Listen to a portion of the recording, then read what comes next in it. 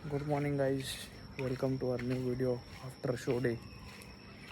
तर सकाळी वाजलेत ऑलमोस्ट 7. रात्री काही एवढी झोप लागली नाही, 3-4 घंटेच झोपलो कारण पोट थोडंसं जास्तच दुखत होतं. काप्स खाल्ले नव्हते आणि आता सकाळी आलो आहे वॉक करायला.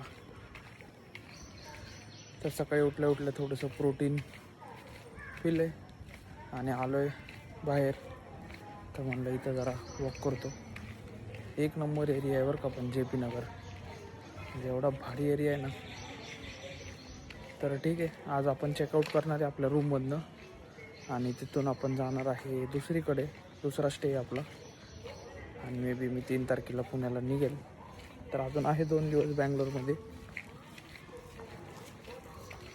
तर आपले स्टेप्स वगैरे थोडेसे कंप्लीट करून मॉर्निंगला.